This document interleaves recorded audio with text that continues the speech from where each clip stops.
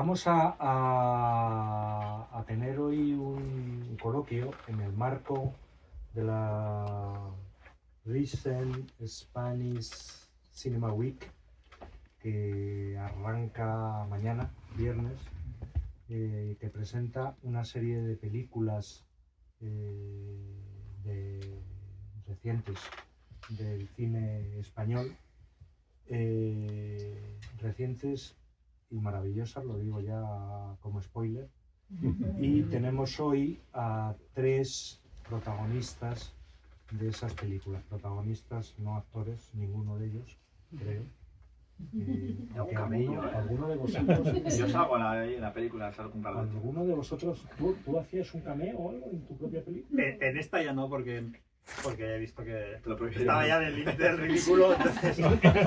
Pero en otras sí lo he hecho. Sí. Bueno, tenemos a Cristóbal García, que es el productor de Segundo Premio, la película de Isaki Lacuesta y Paul Rodríguez, que es una de las películas que se presentan en esta semana aquí, y que además es la película elegida por la Academia de Cine de España para representar a España en los Oscars.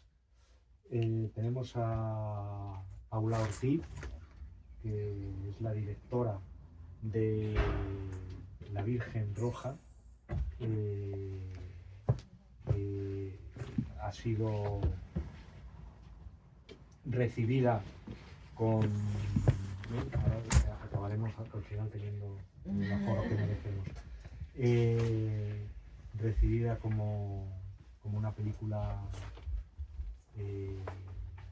magnífica, tanto en taquilla como en crítica. Y tenemos a Marcel Barrena, que es el director del 47, una película también que ha tenido, aparte de un éxito en taquilla, y está teniendo un éxito en taquilla, ha tenido las mejores reacciones del público desde Palacio a la taberna. Los 3 son viejos, a pesar de su edad. Son viejos trabajadores del cine. Cristóbal detrás de las cámaras, y Paula y Marcel detrás de las cámaras también, pero en la dirección, no en la producción. Y hoy vamos a hablar con ellos de sus películas y de algo más que sus películas. Yo quiero que empecéis presentando. Antes preguntaba Marcel, creo que era, si la gente que estaba aquí, si vosotros habíais visto o no las películas. No sabemos si las habéis visto o no, probablemente no, porque... Yo he visto la suya, la del Segundo Premio. Yo también. Bueno, algunas más y otras menos por la antigüedad, entre otras cosas, y porque algunas, como Segundo Premio, efectivamente están ya en algunas plataformas y se han podido ver. Imaginaros vosotros que no han visto ninguna de las películas, habladles de ellas, contadles qué es Segundo Premio, qué es La Virgen Roja y qué es el 47. Empieza el que quiera. Pues el 47 es una historia, está inspirada en una historia real, la historia de Manolo Vital, que era un emigrante extremeño que llegó a Cataluña como tantos otros, como mis abuelos, por ejemplo, en la década de los 50, y construyó su casa con sus propias manos. Había entonces una ley de aplicación nacional que era la ley del suelo, que decía que si al amanecer una casa tenía techo, la autoridad no podía tocarla, pero si no tenía techo, iba al suelo, la podían Pensé destruir. que eso os lo teníais que haber inventado, No, porque era tan absurdo. Pues tal cual, tal cual. Y así es como el Extrarradio de Barcelona nació, con inmigrantes que llegaban y construían durante la noche sus propias casas. Una de las personas que lideró el movimiento de, en vez de construir cada uno una casa, construyamos entre todos una, así habrá tiempo de construir, fue Manolo Vital, que construyó el barrio de Torre Baró, con sus propias manos. Ese señor un tiempo más tarde consiguió un trabajo como conductor de autobús en el centro, en la zona noble de Barcelona, pero ¿qué sucedía? Que mientras él conducía cada día el autobús por la zona noble, su barrio no tenía línea de autobús. Claro, para un autobusero que su propio barrio no tenga línea de autobús es el colmo. Entonces él emprendió una causa súper noble de lucha por la dignidad de su clase, de su gente, por conseguir que el ayuntamiento instalara una línea de autobús en su barrio, que era un barrio que estaba en lo alto de la montaña. Ellos decían que eran los de detrás de la montaña, porque no se les reconocía. Entonces, viendo que era imposible que el ayuntamiento instalara la línea de autobús, porque le decían que el barrio estaba demasiado lejos, las calles muy estrechas y que era demasiado empinado, pues el señor decidió demostrar al Ayuntamiento de Barcelona que sí podía llegar al autobús, secuestrando su propio autobús. Entonces lo llevó hasta la cima de Torre Baró. Os estoy haciendo un spoiler de narices, pero no pasa nada, porque todos sabíais cómo terminaba Titanic y la fuisteis a ver. Pues esto es lo mismo. Y cambió la historia de Barcelona por siempre, al demostrar que se podía entonces llegar al autobús. Barcelona instaló las paradas en el extrarradio y se integró. Barcelona es una historia que habla de solidaridad, de la mezcla de culturas, porque, por ejemplo, Manolo el Extremeño, que llegó a Barcelona, su mujer era una monja, es una historia real, era una monja que subía a la colina cada día 8 kilómetros para arriba y para abajo para enseñar catalán a la gente que llegaba de fuera, en plena dictadura fascista. Entonces se enamoraron, la monja le enseñó catalán, y es una historia de mezcla de culturas, de mezcla de idiomas, de integración, y que tiene muchos efectos espejo con la España de hoy, porque habla de los que vienen de fuera, cómo les recibimos, cómo nos adaptamos los que tenemos que ir a buscar un futuro mejor a otra tierra. Habla de la mezcla de culturas, de idiomas en España, y sobre el tema de la vivienda, por lo que os he contado del inicio, de construir nuestra propia casa. Y es un homenaje a gente como mis abuelos, a la clase obrera, que es la que construye las ciudades, las sociedades y demás. Estamos súper orgullosos porque es el primer caso. Bueno, aquí tenemos un maestro de los números, Pau Brunet, pero es el primer caso en la historia del cine español que una película rodada en catalán-castellano, no sé, 50% llega al número 1 de taquilla nacional. O sea que estamos súper orgullosos y además han pasado cosas que trascienden al ser una peli, como por ejemplo el ayuntamiento va a poner el nombre de Manolo Vital a una plaza gracias a la película. Los vecinos de Torre Baró, todos los figurantes de la película, todos son vecinos reales de Torre Baró, pero no solo reales de Torre Baró, sino que el día del secuestro, en el 78, estaban ayudando a que llegara el autobús. Hemos puesto, pues, por ejemplo, a José Manuel, que estaba de niño, ahora es un señor, pues le hemos puesto en un lugar que estaba su padre en el secuestro. Los vecinos de Torre Baró se han empoderado muchísimo.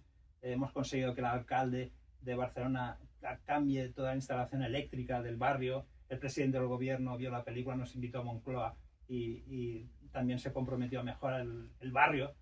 Y es la primera vez en la historia que este barrio tiene luces de Navidad. Y las están construyendo ellos en sus casas y la están haciendo con el logo de la película, con el perfil del póster, en homenaje a nuestra peli.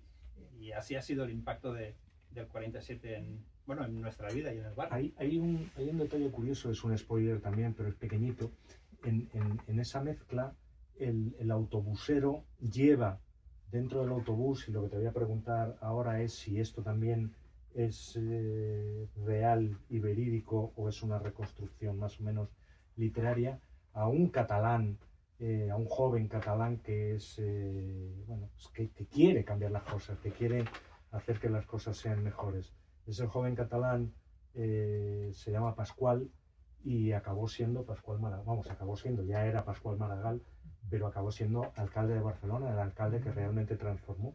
Eso es la verdad, es decir, Pascual, presidente Maragall, que también fue alcalde y presidente de la Generalitat, se hizo amigo de Manolo porque él cogía ese autobús, y cuando fue nombrado democráticamente alcalde de Barcelona, pues decidió que tenía que vivir lo que era el barrio. Se instaló una semana en casa de Manolo y Carmen para saber qué era la realidad de Torre Baró. Ese día Pascual Maragall no estaba en el secuestro, pero sí que Pascual cogía ese bus cada semana o a diario. Hay una cosa muy especial también que nos ha pasado con la peli, bueno, no quiero enrollarme, pero muy rápido, le pusimos la película a la familia de Pascual Maragall. Sepáis que el presidente Maragall se retiró de la política por Alzheimer y está mal, y la hija, en el pase este privado que le hicimos, hay una canción muy importante en esta película.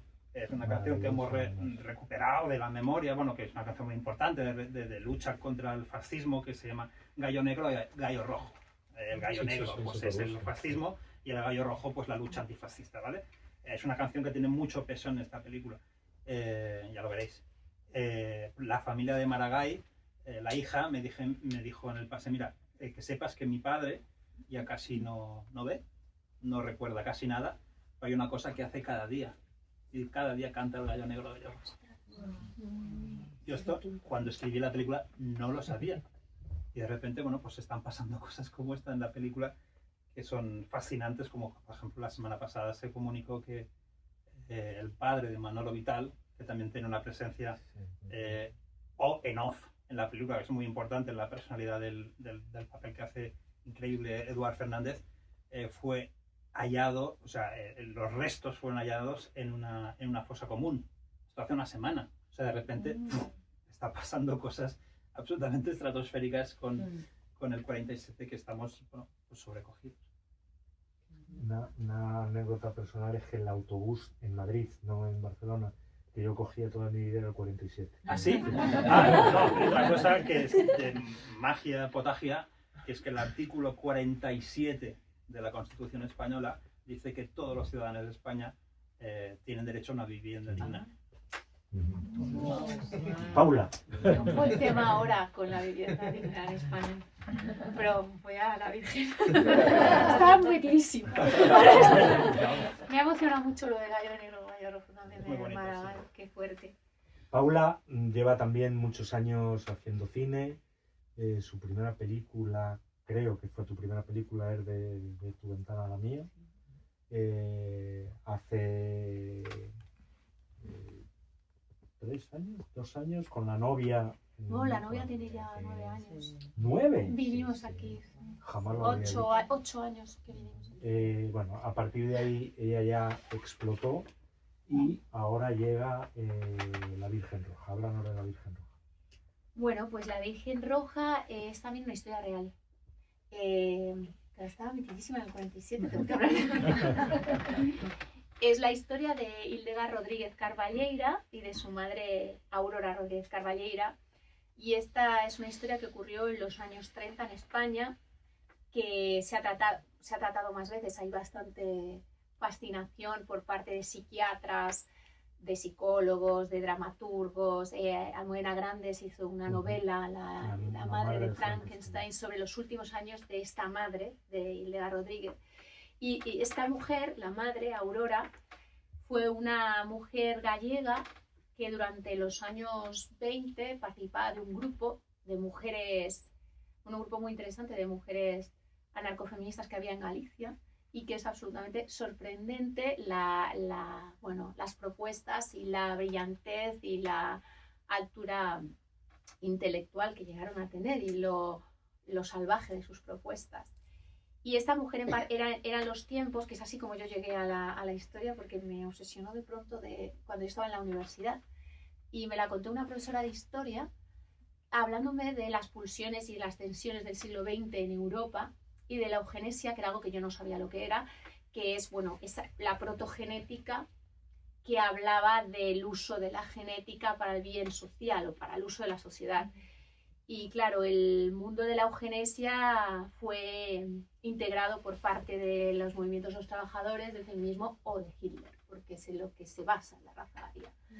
Y en ese contexto, esta mujer, Aurora, decidió tener ella una hija eugénica, a la que educar, engendrar y educar, para ser la mujer del futuro, para ser la primera mujer libre y la que nos iba a liberar a todas. La primera de todas nosotras, dijo ella. Y entonces para eso se quedó embarazada, buscó un hombre, ella lo dice. Bueno, hay mucha información de Hildegard y de Aurora, porque luego, bueno, Os voy a hacer el spoiler, pero empieza así, y porque aparte podéis googlear Aurora Rodríguez Carballera o Hildegard, si ponéis Hildegard y sale la historia, y empieza así la película. Bueno, tuvo a esta hija con un hombre que ella decía que tenía que ser alguien de inteligencia probada, fuerte, sano y que no pudiera arrebatársela. Y entonces pues se quedó embarazada. Ella dijo que de un médico inglés, pero en realidad fue del cura del pueblo, de un cura que había sido capitán de barco, una historia muy fuerte, y se fue a Madrid. Y allí tuvo a su hija, fue una hija, efectivamente. Todos nos preguntamos qué hubiera pasado si hubiera sido un varón. Es verdad. Tuvo una hija y la educó en casa durante la época, bueno, durante la dictadura de Primo de Rivera, y la niña realmente aprendió a leer y a escribir con 2 años, hablaba 5 idiomas entre los 7 y los 9 años, entró en la universidad, es la persona más joven que ha entrado en la universidad, de las personas más jóvenes, con 12 años, y fue abogada con 17 y estaba estudiando también medicina y filosofía. Y fue realmente pues una niña prodigio intelectualmente que quiso meterse en política y entró en las juventudes del Partido Socialista recién nacido al principio de la República, de la Segunda República. Y entonces esta niña se convirtió en una líder política que en la película de hecho no nos ha dado tiempo de contar ni una 10ª parte de lo que significó esta niña en el Madrid de la República, donde ella formó parte del Ateneo, tuvo una relación intensísima con Gregorio Marañón, porque a lo que se dedicó fundamentalmente fue a teorizar y plantear una reforma sexual desde el Estado, sobre todo para las mujeres, para la emancipación de la sexualidad, de la maternidad, y entonces, bueno, esta niña, que acabó siendo una líder con la que se carteaba con H.G. Wells, un día cuando tenía recién cumplidos los 18 años, los 17 y los 18, aparte de empezar a tener sus propias ideas, conoció a un chaval de las juventudes socialistas y empezó a verse con él. Y cuando su madre se enteró que se veía con él, una noche le pegó un tiro aquí, un tiro aquí y un tiro aquí. Y la mató. Y no hago spoiler porque empieza así la película, La Virgen Roja. Y bueno, es una historia que a mí, pues ya veis, sí me ha fascinado. Había publicado ya 16. Que había publicado 16 libros y más de 150 artículos cuando entre los 16 y los 18 años. O sea, realmente una superdotada y una cosa apabullante. Y si además la buscáis, porque hay mucha información de lo que os decía, de Hildegard hay mucha información porque se conserva su obra, y mucha, como no se ha vuelto a publicar, se está publicando ahora, que también está pasando esto ahora, se está publicando a Hildegard. Hay mucho libre acceso en la Biblioteca Nacional y en muchas bibliotecas, y si buscáis, por ejemplo, hay artículos también, hay 3 intervenciones que se conservan suyas, que yo recomiendo buscar porque son muy breves, en mítines políticos. Una sobre feminismo, se llama así, ponéis Hildegard mítines y os sale.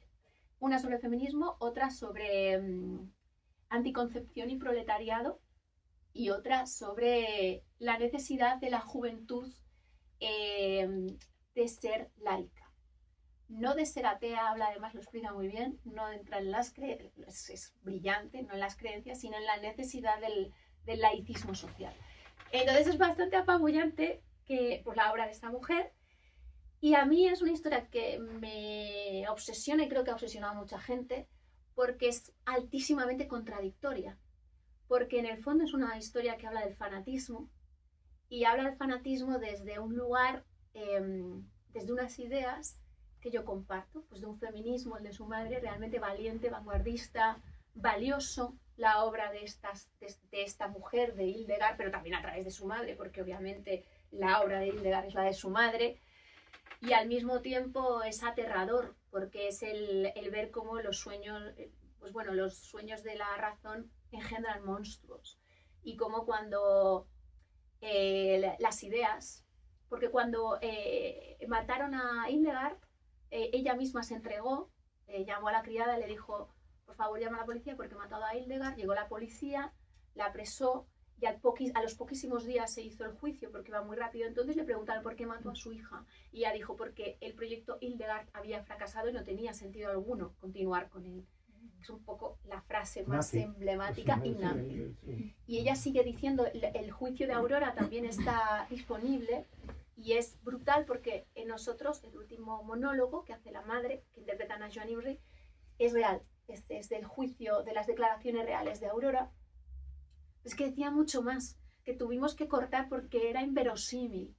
Ella habla de su obra, de como si fuera una estatua, una homoestatua humana, habla de su muñequita de carne. Quitamos eso porque dices, no es sostenible que lo diga, o sea, que está diciendo. Claro, y entonces bueno, para mí creo que Aurora en sí es una parábola en sí misma de todas las contradicciones, las heridas, los abismos del siglo XX. Desde cuestiones muy primitivas de la maternidad y de cómo puedes matar a alguien que ha salido de tu vientre, hasta cuestiones pues de ámbito más abstracto, de naturaleza filosófica, ideológica, claro, psiquiátrica también, pero como cuando las ideas se vuelven una estructura rígida y superan la medida del ser humano, la persona que tienes delante, la libertad de conciencia de quien tienes delante, se pueden convertir en una maquinaria aniquiladora. Cualquier idea que supera al ser humano y que supera la emocionalidad del ser humano.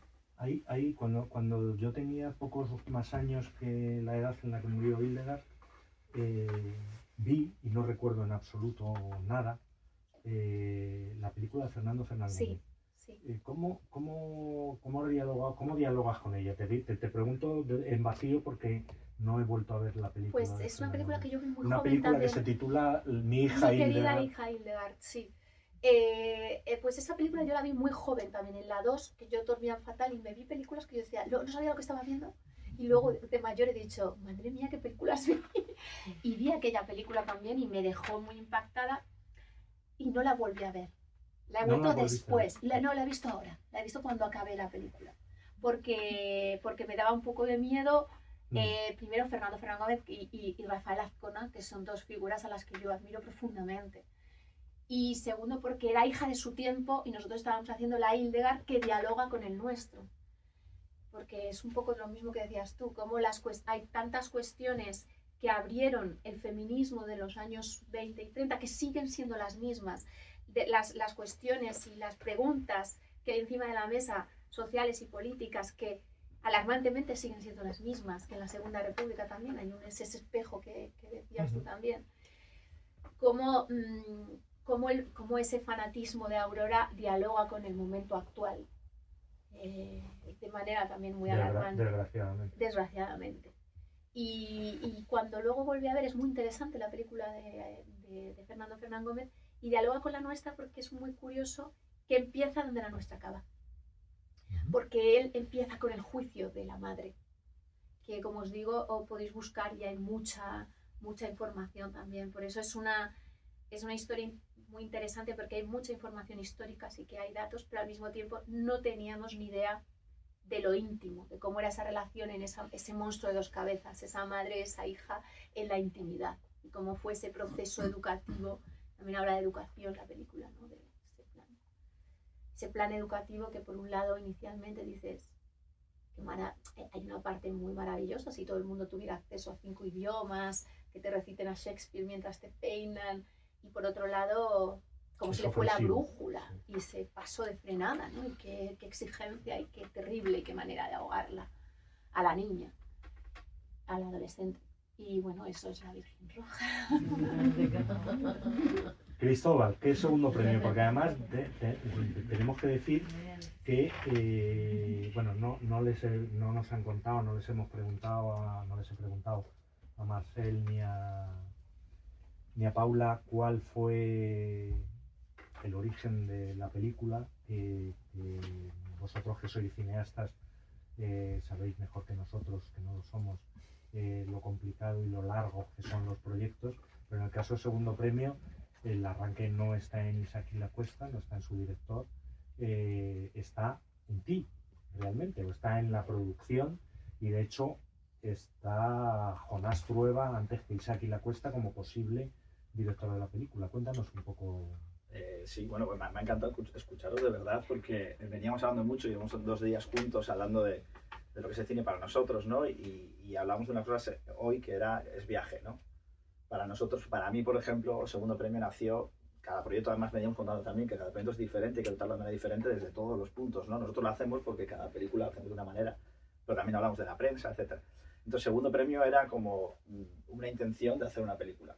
Yo creo mucho, desde mi punto de vista de productor, que a veces también, bueno, yo me considero creador también, porque, por ejemplo, en este caso, era que pienso mucho en que las películas son intenciones, muchas veces. Quiero hacer esta película. Luego pueden pasar 150 cosas, ¿no? Hablamos ayer de Blade Runner, por ejemplo, esta mañana, bueno, no sé qué intención tendrían, pero al final pasan 100 cosas que la hacen de otra manera. Entonces, para mí, yo venía de hacer la primera película de La Terraza Films, que lo montamos en 2018, y hicimos una película que se llama Taxa Gibraltar. Entonces, cuando montas una productora, dices, ¿cómo sobrevivo? Pues vamos a intentar hacer una película comercial al más puro estilo, pues eso, vamos a un concepto muy claro, etc, etc. Y la hicimos con un guionista que se llama Fernando Navarro, que no sé si lo conocéis, que ha hecho muchas películas en España. Y en un día de estos que pasaba por la productora, traía una camiseta de un grupo que se llama Big Star, que es un grupo americano, no sé si lo conocéis, de los 70 y 80. Y le dije, tío, ¿te gusta Big Star? Y me dice, sí, tío, yo soy de Granada y perdonad porque cuando digo Granada imito el acento porque llevo muchos años ya yendo allí y conociendo a los personajes reales que son Jota, Floren y el resto de los planetas, que ahora os hablo un poco de ellos. Y me dice, yo soy de allí y tal. Digo, bueno, Los Planetas es la banda sonora de mi vida. Yo escuchaba Los Planetas cuando tenía 15 años con mi novia de Santander de aquel momento, en la playa, con un casco cada uno. Y yo, sería mi sueño hacer una película de Los Planetas. Veníamos a hacer Taxi Gibraltar. En aquella época no había un casco cada uno, no te lo inventes. Un casco, pero sí pegados. Claro, sí, era un Discman verde, pues ahora un Wallman verde, sí, estábamos así mejor encima. Entonces era como de repente se encendió la bombilla y digo, estamos en el primer año de la Terraza Films y voy a hacer la película para la que yo creo que he montado la productora. Desde ese momento hasta que hemos terminado la película, pues hemos hecho 12 que se han desarrollado después del segundo premio. Es decir, segundo premio nació en desarrollo y mientras que se ha desarrollado, financiado, producido tal, hemos metido 12 películas en medio. Entonces, bueno, volviendo a ese germen, cuando de repente dijimos eso, pues vamos a hacer la película de música, ¿no? Porque al final lo que queríamos hacer era un homenaje a la música. Eso teníamos muy claro. Sentíamos que en el cine español no se había hecho una película con la música en directo, la música independiente, hacer un poco el alegato que además en España, por ejemplo, Granada nos parecía como algo que es mundial y que ha sido el germen de muchos de todo lo que pasa ahora en la música contemporánea. Entonces teníamos como varias cosas, ¿no? Al final está guay escucharos que dices, bueno, hay una labor de documentación tremenda, una historia súper fuerte detrás. Nosotros escogimos solo una cosa que era, vamos a hacer una película de música y tal, ¿y quién es el estandarte más fuerte de esto? Pues Los Planetas. Entonces solo teníamos estos miembros y nos Pero fuimos... había un amor antes a Los Planetas, ¿no? Sí, por mi parte sí. Por parte de Fernando, que es el guionista, que era los que un poco estuvimos, vamos a hacer esto, había una especie de amor-odio, que es todo lo que pasa en Granada es así, no sé si conocéis, pero es una ciudad increíble que te atrapa, pero que también te deja muy tocado. Os cuento una anécdota pequeña que yo vivía en el centro de Granada porque estuve durante 6 años yendo y viniendo, durante pues, casi un año entero allí, y vivía en el centro y me iba andando desde el centro hasta el Sacromonte, arriba del todo, a hablar por teléfono porque sentía una cosa de alivio de tener que salir de la ciudad. Y sin embargo es mi casa, se pone la canadina cada vez que voy, entonces una sensación un poco rara. Entonces sí que había esta cosa de vamos a hacer una película de amor a los planetas, tal, y bajamos a verles a Jota y a Floren, que son los líderes de Los Planetas, y les dijimos, además que fue una osadía total porque todo el mundo nos decía, ni se os ocurra, esto es la peor idea que podéis tener, pero claro, estamos súper envalentonados, eso no se puede hacer, no va a salir nunca. Entonces bajamos a verles y les dijimos que vamos a hacer una película. Sí que sabíamos que queríamos hacer un momento de la historia de la banda, pero que es lo que puede pasar en cualquier banda, ¿no? A punto de desintegrarse, en un momento crucial en el que iban a sacar el tercer disco y podía ser o nos vamos a la mierda o esto va para arriba. En un momento también en el que la chica, que es Mai, que es muy importante en la película, y verá más en la de Jonás, que las cuento un poco, deja la banda. Entonces eran 3 amigos, familia, parejas rotas, y de repente la chica, que era súper importante, deja la banda, se pone a estudiar en la facultad, y ellos dos uno está en una espiral de drogas y el otro está solo intentando sacar un disco que a la postre fue el disco más importante de la música independiente en España, ¿vale? Que es el disco Una semana en el motor del autobús. Entonces solo teníamos eso y bajamos a ver a Los Planetas y acabamos a las 4 de la mañana abrazados ahí, yo me acuerdo con Jota, que su padre era panadero, igual que el mío, y estuvimos abrazados ahí en la barra de un bar, y buenísimo, como hablan ellos y tal. Y a los 2 días o así, yo ya empecé a gestionar los derechos de las canciones, porque al final nosotros podíamos hacer una película de Los Planetas o de una banda, por ejemplo, se han hecho películas de Morrissey, de los Smiths, y dice, es Morrissey, pero no hay ninguna canción de los Smiths. O, por ejemplo, Velvet Goldmine, que se hizo un poco, ¿no? Con un sucedáneo de Bowie. Pero nosotros queríamos que en España tenía mucho valor, bueno, en España en general, ¿no? Porque nunca hemos pensado la película como local, tener las canciones de Los Planetas para que diesen un empaque de producción. Entonces, a los 2 días, en 2018, empezamos a gestionar estos derechos de las canciones, y solo me dijeron una cosa, que es psicodelia. Entonces me llama la manager de Los Planetas y me dice, solo psicodelia. Y yo dije, bueno, psicodelia, maravilloso, me la apunto y ya diremos. No entendí nada hasta en el estreno, ya pensaba, y claro, psicodelia es como alteración del estado mental, ¿no? De no saber muy bien dónde estás, y eso es lo que nos ha pasado durante los 6 años o 7 que llevamos haciendo la película. Entonces, en ese momento, antes de con psicodelia, llamamos a Jonás Trueba, que al principio decíamos, vamos a diseñar la película entre los 3, ¿no? ¿Qué queremos? Tenemos estos mimbres, queríamos hacer una película de amor y desamor, sobre todo. A mí me interesaba mucho hacer una película de desamor, también una película de amistad. De amistad, mucha amistad. Eso sí que me parecía súper importante, bañado con toda la música, pero no dejaba de ser un conflicto súper universal. Y Jonás en ese momento no encontraba la película. Y no fue hasta que encontramos a este personaje, que es el personaje de Mai, que es la historia que os contaba, que es la chica que deja la banda. Y dice, no quiero saber nada del rock and roll ni de vosotros, hemos estado a punto de matarnos 70 veces en la furgoneta, a mí esta mierda no me interesa, os quedáis con la banda, con Los Planetas, y yo me vuelvo a estudiar a la facultad, que es lo que hizo. Y entonces ahí Jonás se encontró, que va mucho en su cine, ¿no? Esto de este personaje, y a partir de ahí fue como, aquí está la película. Y entonces empezamos un periplo de escribir la película muy pegados a Los Planetas, es decir, haciendo un toma y daca con ellos de bajar cada 2 por 3 a Granada, esto sí pasó, esto no pasó, ¿no? Por ejemplo, esta cosa que habláis de la documentación y tal, nosotros lo hicimos durante un momento, mucho tiempo, muy decir, a ver qué dice Jota, a ver qué dice Floren, a ver qué dice Mai. Nos dábamos cuenta que cada uno decía una cosa totalmente diferente y que lo que decían que no había sido, decía, por ejemplo, hay un libro de Nando Cruz que escribió, que decían ellos que era mentira todo y demás, ¿no? Y luego nos dimos cuenta que cuando te lo contaban en privado, era el libro de Nando Cruz. Entonces había una especie de contradicción ahí muy fuerte, ¿no?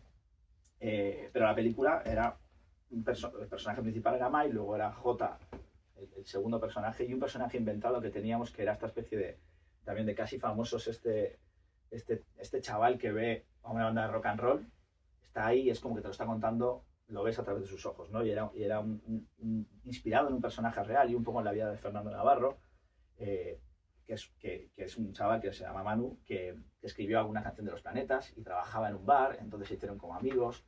Y entonces teníamos ese personaje que era muy bonito, un desahogo y un punto de vista que nos funcionaba muy bien. Y me acuerdo que estuvimos desarrollando, ya os digo, la película hasta 2022, en verano, y desde 2018 a 2022 yo estuve intentando conseguir los derechos de las canciones.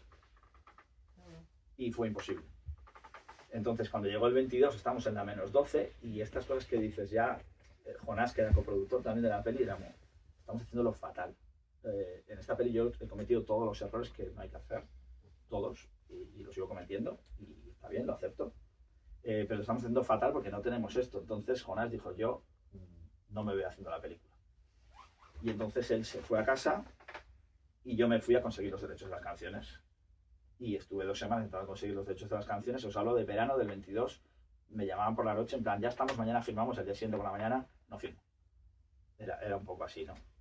Que hay una cosa que quiero decir también desde el principio, que es muy importante, que les he entendido en todo momento, es hacer una película sobre una persona viva que tiene, o sea, que tiene su visión de las cosas, que sucedió hace 30 años.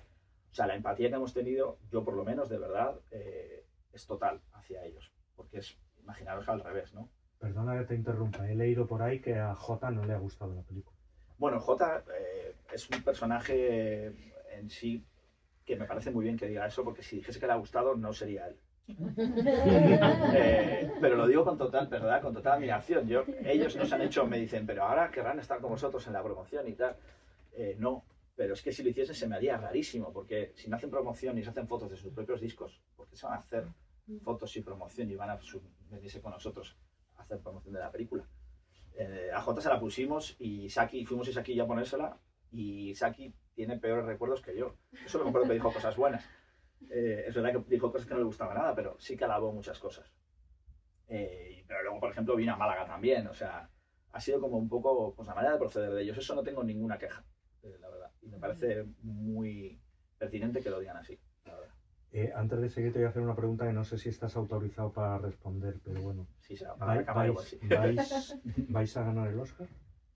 No, o sea, que decir, es algo, que no contamos con ello para nada. No contamos que, o sea, venimos a ¿La shortlist?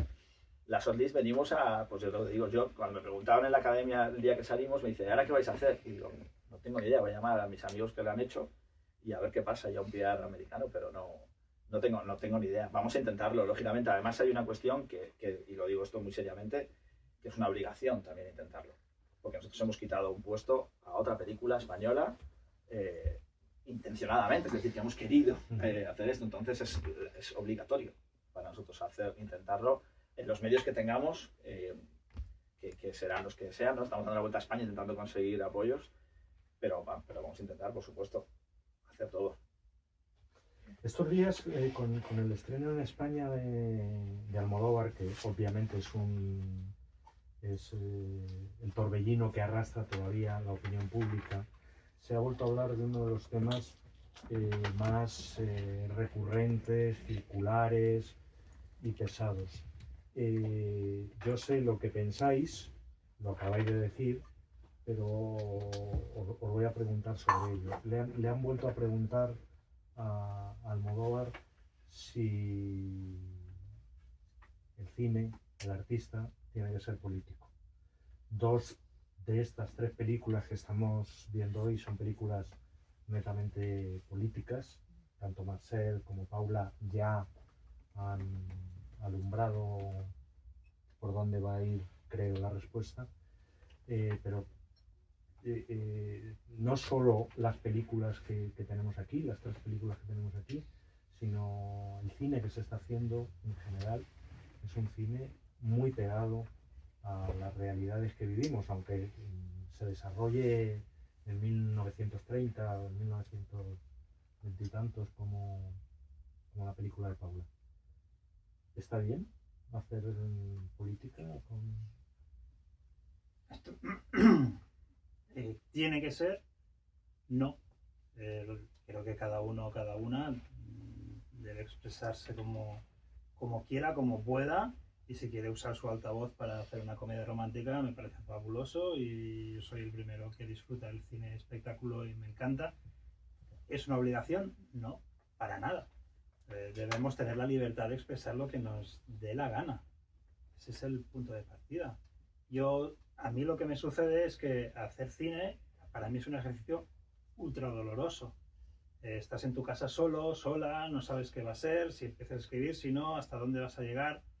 Entonces, yo como usuario de cine, como espectador, a mí lo que más me gusta o que más disfruto, por ejemplo, hoy hemos estado en Warner, claro, yo veo esos pósters y me emocionaba, y ¿sabes? A mí lo que me gusta pues es el gran cine americano. Estábamos hablando del tráiler de Fear, de Robert Zemeckis. A mí esto es lo que más me emociona, es lo que me ha convertido en cinéfilo. Las grandes pelis de cine. Ahora bien, yo si tengo que hacerlo, yo que he repartido millones de pizzas para pagarme una carrera de cine, si yo que tengo ahora la fortuna y la suerte y la responsabilidad de hacer cine, con lo doloroso que es, y tengo inversión pública en mi trabajo, y voy a poner la cabeza en la guillotina con cada película, porque sabes cuál es la siguiente, pero quieres que a lo mejor es la última. A mí sí que me gusta mover algo o provocar algo, devolver al país que me ha financiado, a la gente que mira mi peli, pues un mensaje, algo. Mediterráneo ya era una Mediterráneo película era eso, sí, política. sí. Y esta lo es, pero no creo que tengamos que ponernos la responsabilidad de hacerlo, sí la libertad de hacerlo. Y bueno, yo trabajo desde ahí, pero no puedo decidir qué película tiene que hacer Paula o qué película se tiene que producir. No, yo trabajo desde... Como espectador eres omnívoro. Sí. Mira, el otro día hace nada, 2 meses, bueno, un mes. No sé si un mes es el otro día, pero bueno, yo me encontré en el cine lo hablábamos con Paula antes, con mis palomitas, porque yo soy de palomitas, lo siento, y sé que no es muy cinéfilo, pero bueno, mis palomitas, mi Coca-Cola, y empecé a ver Alien Romulus y dije, wow, tío, qué grande es el cine, ¿sabes? ¿Cómo han hecho esto? ¿Sabes? Y yo soy ese niño. Pero es verdad que entre yo espectador y yo trabajador, pues hay una diferencia. Yo me he sentido muy cómodo haciendo esta película y creo que la fortuna es que los demás pueden sentirse cómodos pues haciendo su película. Yo también yo suscribo todo lo que acaba de decir Marcel, tal cual, la sensación de la libertad para hacerlo. Yo también me siento hija de un sistema público al que devolver, tanto como persona que se ha formado con becas. Antes hablábamos de que yo estuve aquí con una beca del Estado español, que luego yo quería que con ese trabajo se devolviese algo.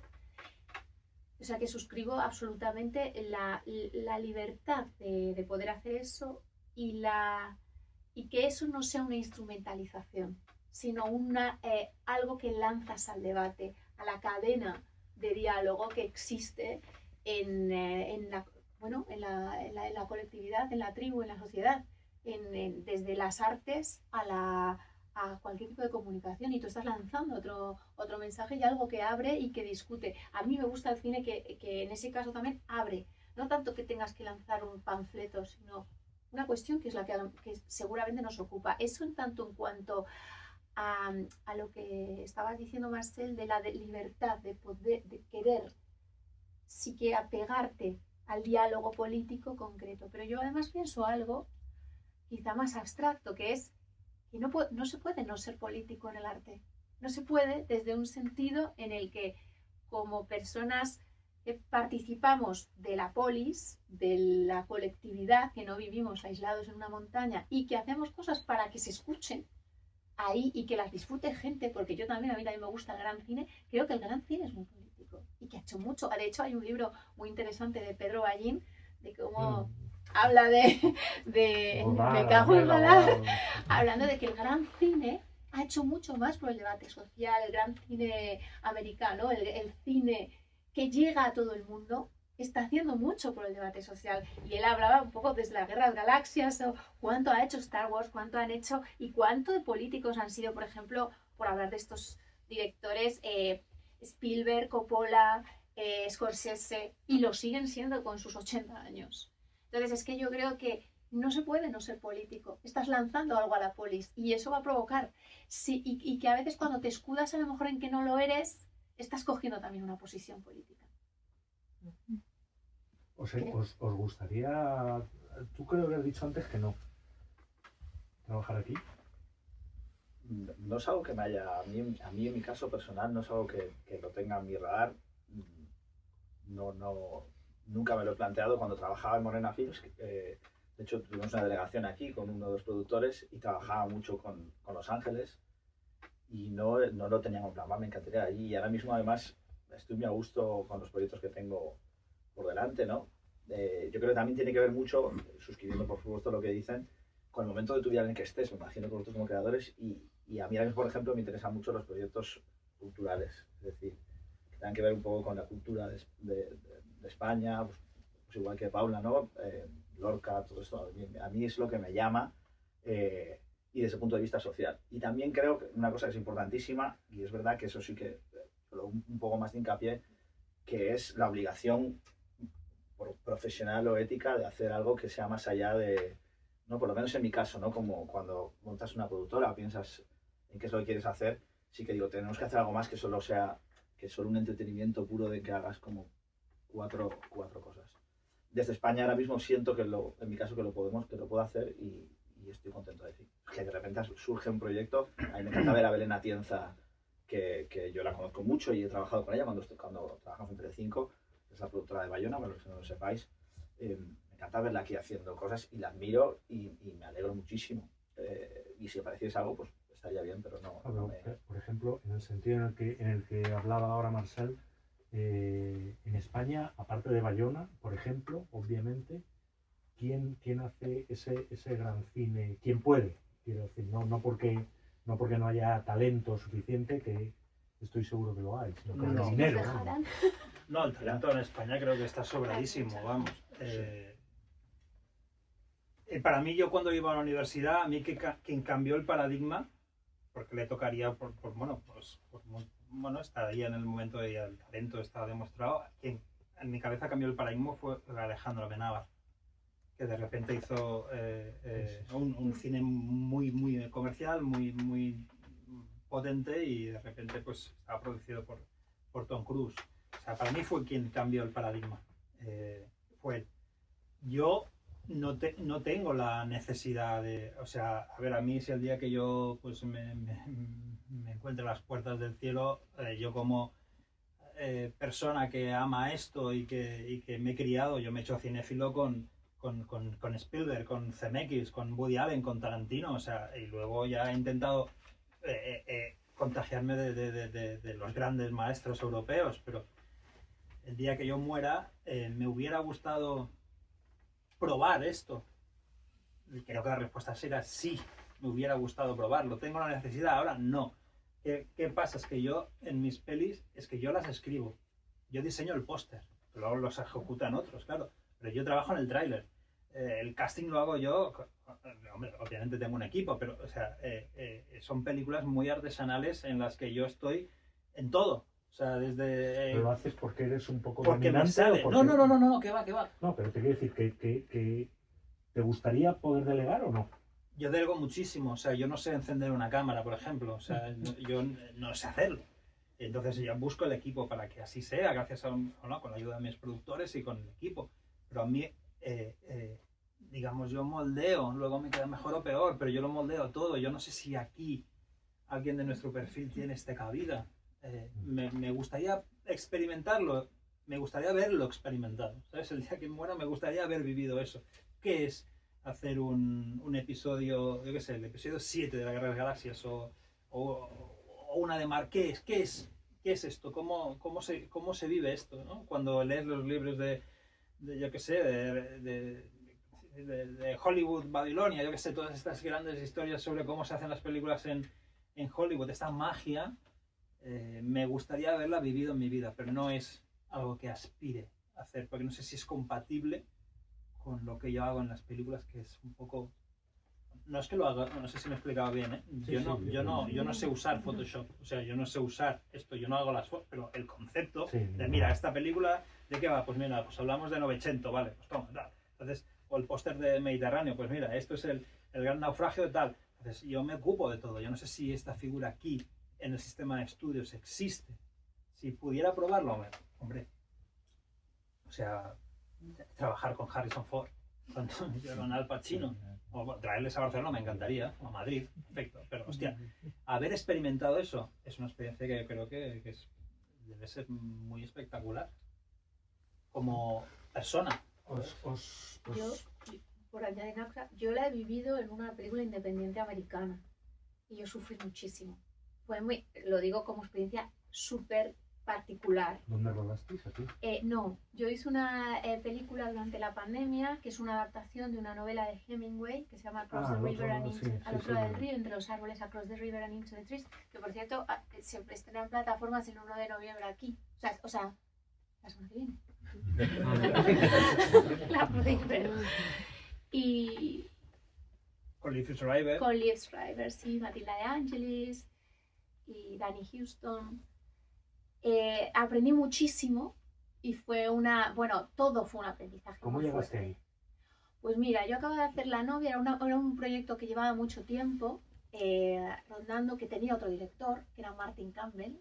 La palabra es, o sea, el tema es cómo llega de Martin Campbell a mí. Y yo creo que acaba de hacer La novia, y entonces yo creo que Martin Campbell es un director ya muy mayor, no cubrían los seguros, y dijeron, lo vamos a hacer en Europa, porque la novela ocurría y se rodó íntegramente en Venecia. Y ocurría en Venecia, en la posguerra, o sea, justo después de la Segunda Guerra Mundial. Y entonces buscaron a alguien, dijeron a alguien joven, más barato. Este fue el concepto, fue el pensamiento real. Ah, mira, ha hecho un autor ha adaptado literatura, y yo digo, Lorca, Hemingway, no tiene nada que ver. O sea, si hay dos personas antitéticas, probablemente sean ellos. Luego me he dado cuenta que no eran tan antitéticos, pero bueno, yo aprendí mucho, y esto no era una película de estudios, no era una película del sistema de aquí, era una película independiente, pero realmente fue muy dura porque es exactamente lo que decía Marcel. A mí también me pasa, todas las películas que hacemos, nosotros tenemos, yo creo que todos, una manera muy artesanal de hacer el cine.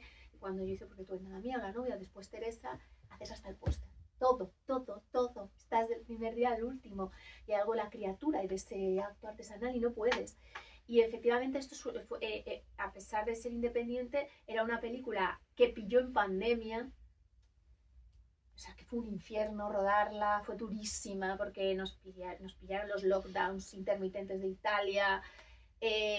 Luego se llevaron el material para editar en Londres. Efectivamente, como película americana, la película es del productor y yo ya no tuve, además era en medio de la pandemia, no tuve posibilidad de participar en el montaje. Cuando tuve posibilidad era ya muy tarde. Entonces, para mí fue un proyecto durísimo. Esto es una pesadilla. Esto fue durísimo. Yo lo pasé realmente mal de tener que... Pilló además la pandemia, tengo un niño, entonces tenía 4 años, al principio vino, pero luego de pronto se quedó en España. Yo sufrí muchísimo a nivel personal, muchísimo. O sea, esto que decías antes, es decir, hacer cine es muy doloroso. Fernando Trueba lo dice, el cine, rodar es sufrir. Y es verdad, fundamentalmente, es un proceso que aún así, ¿qué pasa? Es que hay algo interno en la creación colectiva, en el momento en que lo haces, cuando sale, cuando está, cuando se va haciendo, que nos tiene a todos ahí y sigues. Pero hay algo también muy contradictorio en lo que se sufre. Y esto fue un proyecto fundamentalmente doloroso para mí, también lo que os digo, a muchos niveles personales. Y yo ahora lo pienso y digo, volver a hacer otra película así, porque donde no puedo participar en el montaje, donde tengo que irme no sé cuánto tiempo de mi casa con un niño. No. ¿Te sientes menos autora de esa película que de... En cierta forma sí, en cierta forma sí. Y fíjate que como es la contradicción de que La Virgen Roja es una película de Amazon Prime y MGM. O sea, que es una plataforma, es un gran... Y de Elástica también, o sea, que parte de una productora independiente, de María Zamora. Pero aquella película fue muy dura y se dieron muchas cuestiones. O sea, era una película de unos productores muy vieja escuela, americanos, en Italia... con el equipo italiano, un equipo maravilloso, pero también a mí se me dio un punto que fue el año en que Hemingway me escupió a la cara. Yo no pensaba, porque digo, claro, es todo lo que... Para mí había algo de aprendizaje de un narrador como Hemingway, que era muy contrario a mí, de la masculinidad, de muchas cosas, y yo, y fue muy dura. Y yo ahora, claro, sí, dices, volver a hacer un proyecto así, al mismo tiempo, poder tenerla, como dices, terminas y cuando ya no puedas hacer más películas en tu vida porque no es posible, y ya, que aunque está también la contradicción de que yo también pienso que cada película que hago es la última, no va a haber otra. Bueno, y haber probado el gran cine, como dice Marcel, pues también son todas esas contradicciones. Bueno, habéis respondido mal porque habíamos invitado a un productor secreto que está aquí para ver si... No, pero es que fíjate, es que si juegas a básquet en la ACB y te va súper bien, hostia, no tienes hostia, ¿en serio te querías retirar sin haber probado la NBA? Un poco es eso, que parece que sí, puedes tener una carrera maravillosa, yo que sé, EPI. Y no nunca jugó en la NBA, pero Hostia, hostia, Epi. Epi siempre. Así. Buen ejemplo, buen ejemplo. San Epifanio. ¿Sabes? ¿No te gustaría probar, yo qué sé, aunque sea salir y tirar unos triples? Un poco Bueno, así. estamos bastante justos de tiempo y yo quiero haceros dos medias preguntas que me respondáis deprisa y luego si alguien quiere hacer, no podemos abrir un coloquio porque alguno se tiene que ir y tenemos el vino esperando. Ah, Una exclusivamente para Paula. En los tiempos en los que vivimos, sobre todo en el cine español, con una generación de directoras maravillosa, ¿estamos ya en la igualdad?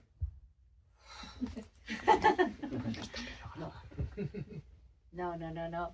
Es todo muy difícil. Hay un debate ahí muy difícil, pero bueno, fijaos la experiencia que os decía ahora de yo no me veo en posibilidad de aceptar o a lo mejor un gran proyecto porque en cuestiones de conciliación es muy complicado, por ejemplo. Para todos, supongo. Pero las mujeres en las que recaen cuidados de los mayores, la maternidad, por ejemplo, eso no está resuelto. El cine es muy exigente, muy cruel con eso. Y no hay. En cuestiones como, por ejemplo, es verdad que ha habido una generación de directoras brillante, pero yo siempre lanzo la reflexión dentro de un ámbito, o sea, de un tipo de cine. Es como que se nos ha dejado entrar para hacer un tipo de cine que va de acuerdo con lo que tu género como cine de mujeres debes hacer en el ámbito de lo pequeño, de lo íntimo, de lo generacional, de ese tipo de conflictos. Si ahora llega una directora, yo o cualquiera, y dice, no, quiero hacer una distopía de la Cuarta Guerra Mundial, la Tercera Guerra Mundial, van a decir que hay como una desconfianza intrínseca y muy atávica todavía. Pasan muchas cosas y al mismo tiempo se ha recorrido muchísimo. Si vemos lo que en cuanto al cine y el cine con narradoras desde muchos ámbitos, no solo desde la dirección, sino desde la producción, desde la dirección de fotografía. No había directoras de fotografía hace 15 años, no podías llamar a directoras de fotografía, ya puedes llamar a directoras de fotografía muy preparadas, nacional e internacionalmente. Pero hace 15 años era muy difícil y por las mismas razones es muy difícil para una directora de fotografía abandonar su vida. Entonces había un año, dejar todo. Y a lo que llegan ya, pues había directoras de fotografía en publicidad para proyectos de una semana, pero de un año. Entonces es complejo. A veces el debate se queda en una serie de cuestiones y en las directoras, pero es mucho más. Aún así, creo que, bueno, si miramos de eso de hace 10 años ahora, hay una pluralidad y ha entrado ahí ciertamente sujetos narradores femeninos. Eso es verdad, tampoco debemos olvidarlo. Os supongo perfectamente informados de lo que ocurre en el cine español. No sé tanto si en el cine en español. ¿Cómo lo veis? Vamos, el del panorama del cine español. A ver, siempre está a punto de... Depende de que le preguntes, ¿no? Siempre está a punto de estar fatal, ¿no? A nivel... Siempre parece que estamos en el peor momento. Yo creo que este año, por ejemplo, que hablábamos también antes, hay una armada de películas súper interesantes, muy diferentes, que creo que encima están funcionando muy bien. Claro, lo que decía Pau antes, que además la taquilla está dando la razón. Dentro de donde estamos, ¿no? Que yo me acuerdo hace 7 años... estuve trabajando en Telecinco Cinema, que era un mini estudio de España, mini estudio por decirlo, porque hacíamos 5 películas al año y tenías como el estreno programado, cosa que no hacen en ningún lado, ¿no? En plan, con 2 años vista. Eso era una locura, con cada película hacíamos 2 millones de espectadores. Pero ahora yo siento que hay un interés, o sea, de hecho las películas de aquí de Pablo y de Marcel han funcionado muy bien y están haciendo números 1, 5, 4, 3, 2, lo decía antes, ¿no? Números 1 películas españolas. Yo creo que es un buen momento. También ha pasado el tema de las plataformas, que es otro debate gigante. Ha democratizado un poco el tema de los idiomas. Eso sí que creo que ha sido algo bueno, incluso ya no solo del español, ¿no? Al principio tú pensabas en una película en alemán y decías película de TV Movie. Pero nosotros nos hemos ido educando un poco y yo creo que con el español ha sucedido lo mismo. Y entonces la ficción española yo creo que eso ha ayudado. en España hay más trabajo que nunca. O sea, ahora mismo es súper difícil rodar. Entonces yo considero que es un momento. Dentro de todo eso, a mí me dicen que no a 10 proyectos y sale uno. Con lo cual, no le veo una diferencia desde el tiempo que llevo yo haciendo cine, es igual de difícil. Pero la calidad, ¿os gusta lo que se está haciendo? La calidad del En cine. español en general y español. Bueno, yo estoy viendo esto aquí, o sea Hombre, mira las Sí, películas que están aquí en el festival. es que, claro, Es que es no- Fíjate, sí, sí, es que- películas, ¿eh? Es que claro, es que hablábamos San Jan, estos días de qué películas podrían sonar para los Goya. Que un Goya o un premio o un Oscar no define la calidad de una película. La película es igual de buena o igual de mala o igual de regular, sin premios, nominaciones, eso da igual, porque al final es aleatorio. Pero hablábamos y, hostia, ¿qué películas este año en el cine español? A lo mejor hay 10 películas que podrían ser finalistas y nadie diría, ¡uy, qué escándalo! Son 10. Yo no recuerdo esto antes. Antes normalmente en los premios de la Academia había 2 películas potentes Y relleno. y relleno. Esto ha desaparecido en el cine español. O sea, es que hay 10 este año. 10 para 5 puestos. Y sea la que quede fuera o lo que entre, está bien. Yo no conozco... Es verdad que mi día a día es el cine español y no estoy al día 100% del cine que se hace en Francia, en Italia, mi inmersión es ya suficiente tengo con lo nuestro. Pero yo dudo muchísimo que haya una filmografía tan rica. Y no solo es español, es que es el cine que se rueda en catalán, que se rueda en vasco, que es cine español. O sea, algo tan rico como la filmografía española, a mí me cuesta creer que haya otra al mismo nivel. Yo Con soy los un- recursos, porque con la los- bueno, francesa claro. es muy rica, Claro, pero estas películas... los recursos Sí, de son la Francia... alemana, ¿no? Esta está Vamos, rodada en 6 alemana. semanas. 6 semanas. No puedo hablar por... ¿Cuántas tú? 7 7. ¿Y Nosotros vosotros? 7. 7, claro. Sí, claro que esto al lado de las películas. Es que claro, 6 semanas. Y 7 con semanas. presupuestos que si los comparas con un presupuesto americano, lo nuestro es... No, 2,5. Claro, el presupuesto. Para una película que transcurre en el 58, en el 55 y en el 78, con un autobús en marcha por las calles de Barcelona, que si una ciudad en el mundo ha cambiado en los últimos 50 años es Barcelona, que sale de una dictadura fascista a ser la capital de los chulipiruli, o sea, no tiene nada que ver. Entonces, con un presupuesto de 2,5 mete, no en un plató, Dirección en artística, una sí, ciudad, sí. en una ciudad, en Plaza Cataluña, que es como te digo, Times Square, con un autobús en marcha. O sea que, hola Zara, hola, etcétera, hola McDonald's, claro. Y eso nos fuerza a todos a... Sí. Claro, sí, bueno, Cuando pero fuimos es... a Nueva York también tiras para arriba, ¿no? Todos los planos así. Claro. Y mira, ¿sabes? Vamos a Sí, la saber. Pero eso Roja es Guara. súper bueno. En el Sí, final sí. lo sufres y sudas sangre, sí. pero la censura de lo económico te da una cantidad de recursos que acaban haciendo las pelis mejores. Hombre, me gustaría 2 semanas más y 1 millón más, hombre, claro.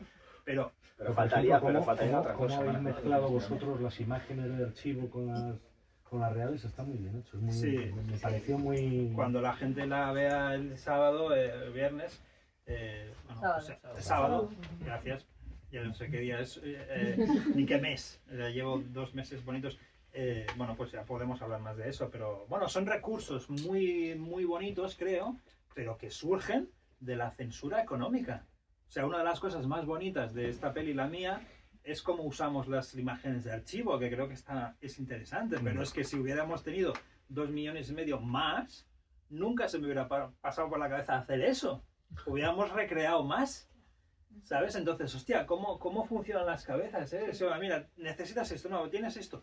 Es que tú vas a hacer una película de un tiburón que se come a la gente y de repente el tiburón se estropea el robot y la solución es que no se vea el tiburón y de repente marcas la historia del cine. Pero si no se hubiera estropeado el robot, hubieran puesto el robot en pano y esa película hubiera caducado a los 10, 15 años y ahora tiburón es para siempre. porque no se ve el robot. ¿Por Voy a qué? Por la decir- censura voy a decir una económica. barbaridad para acabar. Yo creo que ha caducado. Lo que pasa que es que la vi hace poco. Tengo que reconocerte que tienes razón, porque yo se lo puse a mis hijos y era como, mi hijo no. ¿Qué me estás contando, tío?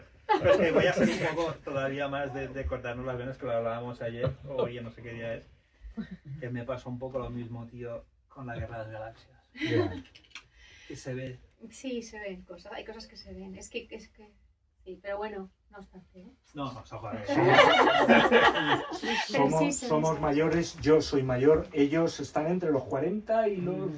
nadie tiene 50 todavía, ¿no? No. O sea, que son unos niños Se paró, o sea. y les quedan muchas películas que hacer, incluso a Paula, que siempre dice que es la última la que hace. Muchas gracias y no dejéis no solo de ir a las películas, sino de llegar a la gente.